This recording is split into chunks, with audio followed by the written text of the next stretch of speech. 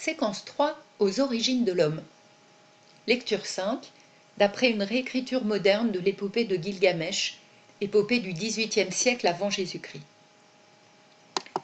Gilgamesh règne avec brutalité sur la ville d'Uruk. Les habitants appellent leurs dieux à l'aide. Les dieux sont en effet les créateurs du monde.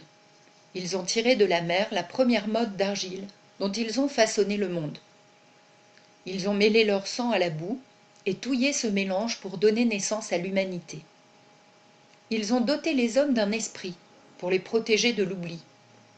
Puis ils leur ont remis la houe, le couffin, le moule à briques, pour qu'ils fassent pousser les plantes et construisent le pays.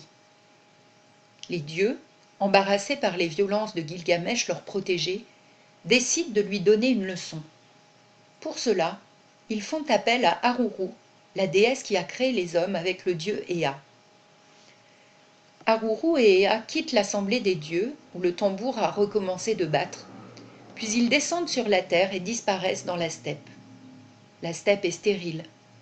Des pâturages pelés, des buissons, quelques arbres figés, la poussière soulevée par un troupeau, le rugissement d'un lion, la fuite des gazelles, la fumée des feux de berger et au loin, la lumière dorée qui danse sur le fleuve. C'est dans une steppe pareille qu'Ea et Aruru s'installent. La terre ici n'a pas la finesse des alluvions apportées par les crues de l'Euphrate. Elle est grossière, parsemée d'écorce et de gravier, mais c'est le bon matériau pour l'œuvre qu'ils ont promis d'accomplir.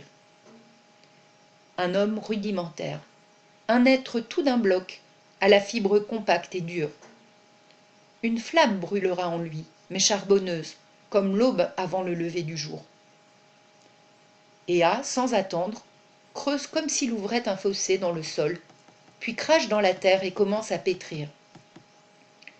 Jadis, pour la première fournée d'hommes, il avait fallu tuer un dieu et incorporer à l'argile sa chair et son sang.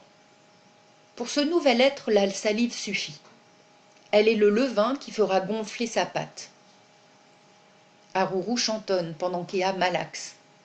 Son chant s'étend sur la steppe comme une tente, étouffe tous les bruits et endort chaque être animé. Les dieux sont seuls. Ils créent. Lorsque du matériau monte une vapeur, Aruru prend la relève d'Ea. Elle modèle la créature et lui donne sa forme. Après quoi, elle cueille un rameau de tamaris et fouette le bâton inerte pour y éveiller la vie, puis elle rejoint Ea et tous deux observent à l'écart. C'est l'instant du mystère. Quel être réellement se prépare à naître? Sans doute son destin est tracé, conçu pour servir de rival à Gilgamesh. Anu l'a dit. Mais ce destin, écrit sur sa tablette, comment l'accomplira-t-il? Ea aime les hommes. Il ne manque jamais une occasion de leur venir en aide. Ils sont habiles comme lui, ingénieux, capables de prouesses, et chaque fois qu'en duo avec Aruru, il a créé un nouveau prototype, il n'a pas pu se retenir de rêver de l'avenir. Dans le grand corps immobile, la vie commence à chauffer. La terre croûte en surface, des écailles sèches tombent. Une peau grenue apparaît sous la gangue. La poitrine frémit. Le souffle circule, cherche la narine. Aruru et Ea se regardent. Leur créature est achevée, et il est temps pour eux de quitter les lieux. Pendant qu'ils s'éloignent, le mystère se défait. La steppe retrouve sa mouvance, et le nouvel être s'accroupit en grognant. Il hume le vent, se dresse sur ses jambes, fait claquer ses mâchoires.